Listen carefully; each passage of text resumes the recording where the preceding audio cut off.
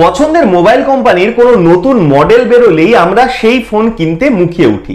কেউ কেউ হয়তো কিনেও ফেলি। মোটামুটি আমাদের কাজ চালানোর জন্য একটা বা দুটো করে মোবাইল আমরা প্রায় সকলেই ব্যবহার করি। কিন্তু একটা মানুষ তার ব্যক্তিগত সংগ্রহে কটা ফোন রাখতে পারে? 5, 10, 15, 20? সংখ্যাটা শুনলে চমকে যাবেন। স্রেফ নিজের পছন্দ মেটানোর জন্য নিজের উপার্জনের পুরোটাই খরচ করে ফেলেন এক ব্যক্তি। কে তিনি?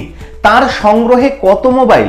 সব বলবো এই গুরুত্বপূর্ণ প্রতিবেদন শেষ অবধি দেখুন। আমি দীপেন্দু, দ্য নিউজ বাংলা লাইভে আপনাদের স্বাগত জানাই।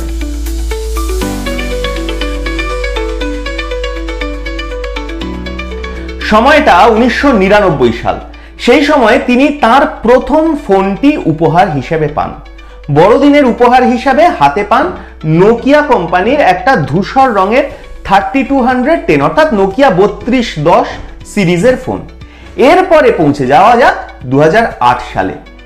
এতদিন না থাকলেও 2008 সালে তার একাধিক ফোন কেনার সামর্থ্য তৈরি হলো।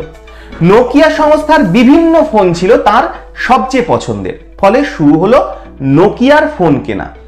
নোকিয়া যা যা মডেল বাজারে এনেছিল তার সবকটাই প্রায় কিনে ফেলেন স্পেনের বাসিন্দা ওই ব্যক্তি।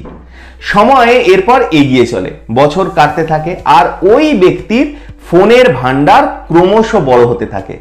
নোকিয়া ছেড়ে এরপর অন্য কোম্পানির ফোন কেনাও শুরু করেন তিনি।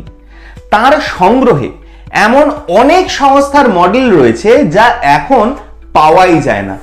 মোবাইল কেনার নেশা চেপে বসে ওয়েনসেস পালাও ফার্নান্ডেজের। প্রচুর অর্থ খরচ করেও বার্সেলোনার বাসিন্দা ওয়েনসেস পালাও ফার্নান্ডেজ ফোন কিনতেই থাকেন। দ্রুত তার সংগ্রহ বাড়তে থাকে, যাতে অনেক বিরল মোবাইল সেটও রয়েছে। এইভাবে বাড়তে বাড়তে তার এখন ব্যক্তিগত মোবাইল ফোনের সংখ্যা 3615টা। এরপরও নতুন মডেল আসবে, তিনি আবারও নতুন মডেলের মোবাইল ফোন কিনবেন। এইটাই তার লক্ষ্য। তবে বিশ্ব রেকর্ড করার জন্য তাকে আর অপেক্ষা করতে হয়নি। এখনই তার সংগ্রহে যে সংখ্যক ফোন রয়েছে তাতে তিনি বিশ্বের সবচেয়ে বেশি মোবাইলের মালিক হিসাবে বিশ্ব রেকর্ড করেছেন। আপনার সংগ্রহে এই মুহূর্তে কটা মোবাইল? আপনাদের মূল্যবান এবং গুরুত্বপূর্ণ মতামত জানান দ্য নিউজ বাংলা লাইভের কমেন্ট সেকশনে।